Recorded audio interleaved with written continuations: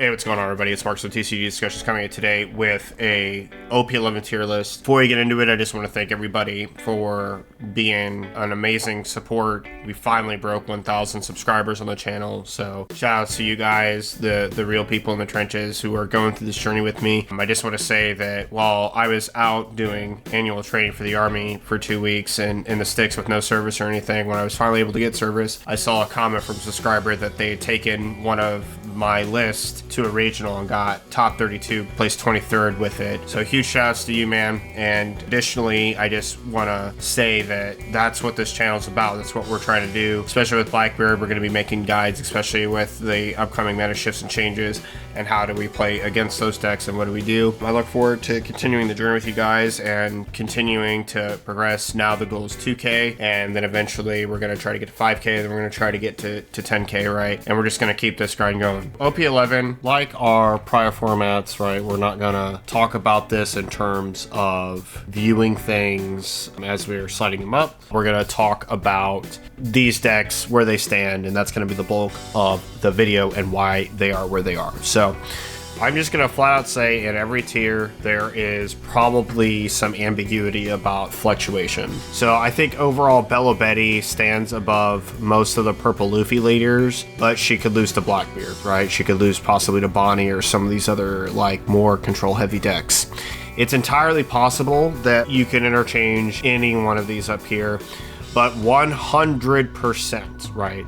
There is no doubt in my mind that these are probably all S tier, tier 1 leaders. So let's talk about them up here, and then we'll go over the other ones as we go along. So tier 1, top tier, likely to win, all this other stuff. Blackbeard and Bonnie may be exceptions probably to the rule of like what you would think is likely to win. The problem is I don't think enough players are playing either of these decks. I think that they're older decks, and people think that especially Blackbeard is out of the meta because of GP, but we'll talk about that when we get there. But starting off with Bello, she's just the hardest counter to the GP BP, which are probably the top 2 most represented and played decks in the game. Since she just has such a dominant, especially into GP matchup, and BP is pretty winning for her, it comes down to what does BP see more than anything, and GP just kind of dies. So she can be at the top of tier 1, but I'm going to be honest with you, we play Blackbeard, so generally like we just dominate her. Like, I mean, there's not much to talk about. Cross is really stupid, and especially double.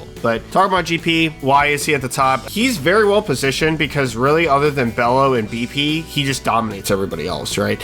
He can be very good into Blackbeard, he can be very good into Bonnie. I mean, all of these other decks below him, right? He can just kind of run over and do whatever he kind of wants. And like, if they don't out his cards, like he just is a very dominant deck. So BP beats him, but then can lose to her and it's okay. Like, it's kind of like toss up. Weird. If it's teched correctly though, BP should lose to Bello. That is Honesty Impacts Dragons, right? All this to say BP is an absolute force though, outside of like specific text for Bello for him. Definitely beats GP. Somewhat unfavored in a Bonnie, somewhat unfavored in a Law, a little bit tough in a Smoker, but drawing correctly on curve at Hyper Ramp is easily the best deck in the game. He is easily the best deck in the game. His ability to get to 8 non-filter, go to 10, if he triple ramps on first curve or double ramps on second curve, and he gets Sanji into 9 mom or Sanji to something else, and then it's Sanji to something else,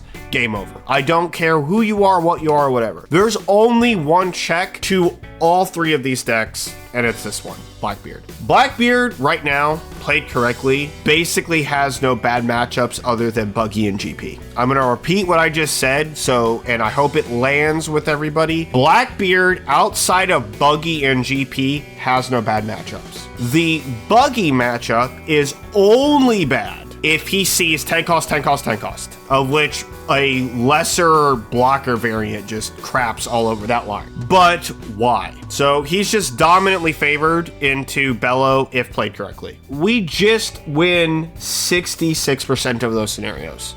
We're either going to destroy her, we're going to narrowly win, or she's just going to outright lose. GP, I am teched to beat this deck.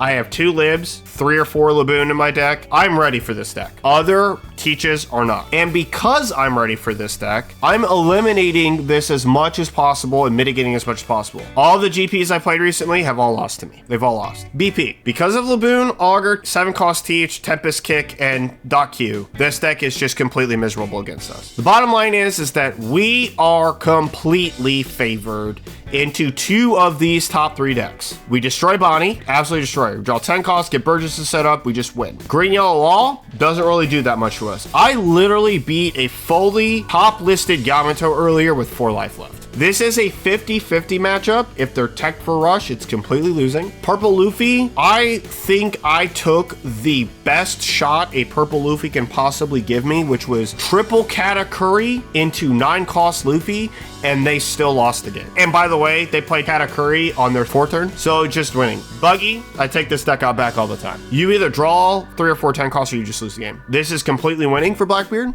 Completely winning for Blackbeard. I'm tech to beat this deck, which means I'm tech to beat you. And if this was more prevalent, there's other ways to tech for Zoro. Everybody else below me just loses. Lynn might be a little bit of a problem, but she's kind of tier 2 right now. Let's talk about Bonnie for a second. Bonnie is just basically well positioned against everybody up here other than Blackbeard. Okay, she's very well positioned. Even with Betty and Karasu, she can rest the Karasu and then attack over her. It's like really bad. It's like actually super bad. You can't be aggressive and then just not like lose an attack every turn. With Bonnie, she gets to a stabilization point with her blockers and everything else and she just wins. Yellow-Green Law, honestly a very scary deck. A little bit less for Teach, but for all 3 of these decks, Bella Betty can be a little bit annoying, but there's a lot of blockers, so it can kind of mitigate it. But these 2 leaders specifically, he kind of dominates, which is why he's at the top up here. Yamato, Green Yellow, pretty good. Does what she does. We've got Red Green Smoker. It can be built differently. The new Kajaku card is like very, very, very, very good. And to make matters worse, like some of his math numbers are like very, very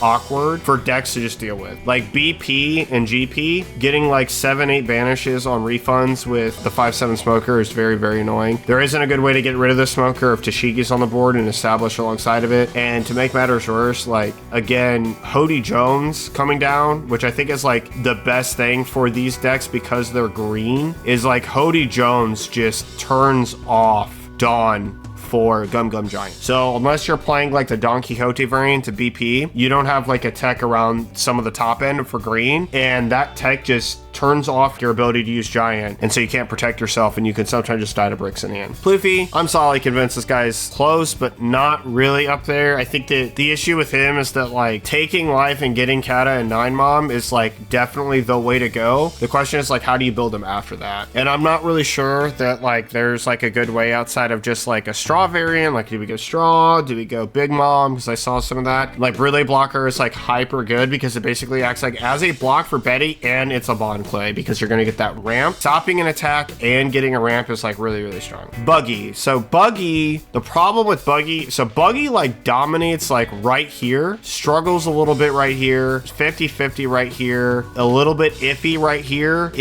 here, but like the rest of the crew, it's like he just can dominate, especially the lower ground aggro decks like Zoro and Bello. Like the promo Buggy just shuts them out of the game, and like that's very strong. His game plan is playing 2 bodies a turn for discarding 1 card, and a lot of the times those cards that he plays, if you're not Blackbeard, will draw him a lot of cards. He just draws a lot of cards. So even if you want to talk about mitigating circumstances for like any of these other decks, there's not a lot you can really do, right? When it comes to black purple, the problem with this deck is that while it's a purple Luffy deck with a lot of really good tech, secret rares, the whole 9 yards, problem with this deck is its hand size. It does not generate 2 cards per turn like BP, and does not replace itself with every card that it plays like GP. And ergo, he can start to fall behind in the game. You want to talk about one of the worst matchups in the meta? It's definitely Teach. And I'm gonna flat out tell you, if you think that like this is winning, it's just completely not. The majority of this deck is on plays, you just completely win. Lucci is very strong. He's very strong into GP if he can get established correctly. He's very strong into BP if he can get established correctly. He's very strong into Betty if he can get established. And he's okay into Bonnie. It's a little bit harder for him now, but like again, he still can be very good. The issue with this is just everything Lucci stands for. Number 1, they're not playing 9 cost Kaido, so we're not even gonna talk about the Blackbeard matchup right now because like he's auto losing.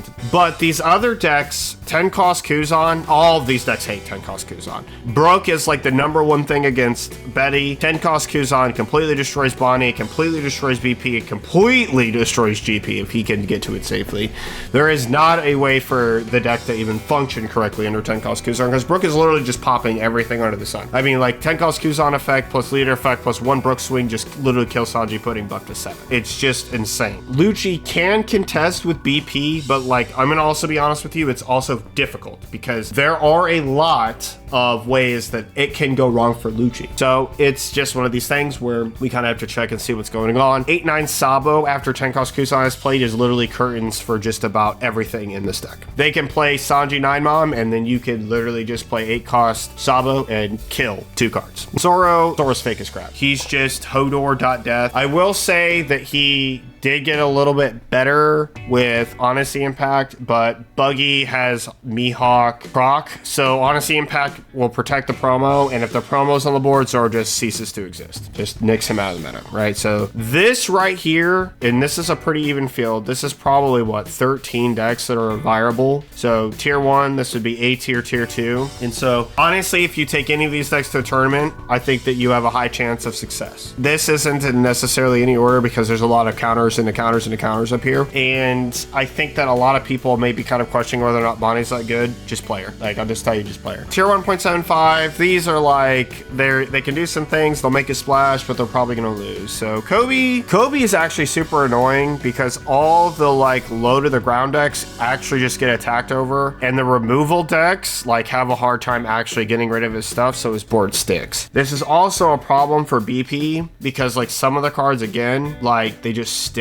and because they stick, like you're not really doing much and you're getting some big numbers. But overall, BP should dominate this. GP can get his stuff attacked over and it can be really annoying, but overall GP I think should beat this. Everybody else, it's kind of relative. On plays being shut off by Teach is very annoying. Bonnie can kind of rest and attack over stuff, so it's a little bit whatever, but Betty gets completely dominated by Kobe. Katakuri has a 50-50, probably actually plus favored matchup into BP, but he struggles against GP, he struggles a little bit against Bonnie, and then when it comes to Teach and Bonnie, it's just a little bit of a nightmare. Kalgura, again, very good deck, but again, struggles into just a little bit of the meta. He takes his own life, and the faster decks just actually eat him alive. Bella Betty specifically just completely destroys him. Smoker, pretty good, loses the Teach, can be okay if 10 cost Kuzan is established here, but again, a little bit struggle with double KO. And then this is just, this matchup specifically is just so rough with the stage because yes, you have good numbers to kill Sanji Pudding, but it is still sometimes very difficult. Shanks, this is probably the worst Shanks is going to be for a while. BP is just impossible to beat. GP is extremely annoying. Bella Betty's extremely annoying. I mean, like, when all of her stuff is 8 and he's a 4, he just dies. And then the only way to play him right now to even contest these decks is to control. That variant auto loses to a halfway decent Blackbeard player. Black-Yellow has kind of popped up. It's topped, but I'm just going to be honest with you. This deck is complete trash. And that's only because I'm a solo Blackbeard player. I don't even want to see you trying to play this. Don't try and play this. This deck is complete whack. These other leaders are just better. Like every single other purple Luffy player, like deck is just better. Trafalgar Law, the only reason why I'm going to like put him a little bit higher than normal is because of the Supernova support that he got with Bonnie. It's the same reason this deck is good because of the new Kid Killer. But he also has like cards like Kid Killer that just can be tagged into and run over these leaders. So it's actually pretty annoying. This guy, his struggle is basically everything up here. They just kind of dominate him. Reiju, again, struggle. You might be able to beat her down a little fast, but mostly a struggle, but like struggles across the board up here. Marco struggles here, okay here. Kinda struggles, like, because he only KOs 1 card per turn and they can sometimes play like 2 cards per turn. That's annoying. And then Rush Luffy gets the value immediately, so it's like he kind of just loses to aggro decks, and with Rush Luffy that's that's like kind of a problem. Ed definitely struggles. Like, he can control her, but he has to get there. He's a 4-life leader, and if she just draws Karasu early, it's curtains. If she goes second, double Betty into Ivankov Karasu, buff 5/5/5, he's dead. There's no walking out of that. I know, I like him. I want him to be higher, but like I just can't. Lim can't really justify it right now. Just absolutely gets shattered by all of these decks. Shattered. Okay, but like completely shattered by these decks. This is casual. I don't give a poop about the guy who's like, yeah, I topped with Whitebeard, blah, blah, blah, blah. No. Arlong, troll, but still can be really annoying. Boa, terrible, and Vegapunk, good at the start, but terrible. That's pretty much it for my tier list. Let me know what you guys think about this down in the comment section below for OP11. This is overall a pretty good list for the midway point, a little bit over, and we're going to be going into OP12 here in a month or two. I'm really excited for OP12. Probably gonna still keep going with the guy, but we're going to decrease a little bit of play wise for Kuzan and Zoro, but also extremely looking forward to PRB2 to get our alt and make our deck a lot more shiny, including Gold Dawn. I do want Gold Dawn, so again, if you get any, message me down in the comment section below. If I don't have mine, I will probably try to work something out for you to get it, and then we'll try to keep this deck as max rarity as I possibly can without trying to send my family to the streets. So other than that, deeply appreciate everything you guys have done. I just want to say huge shout outs to you guys helping me get over 1K and achieve the dream. Our next goal is 2K, then 5K, 10K, and I am so excited to continue working and doing work for you guys. Thank you so much for everything, and this is Marcus of TCG Discussions signing off. See you in the next one. Laters. 起きろ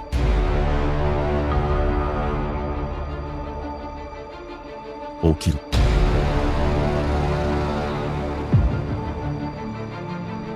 起きろ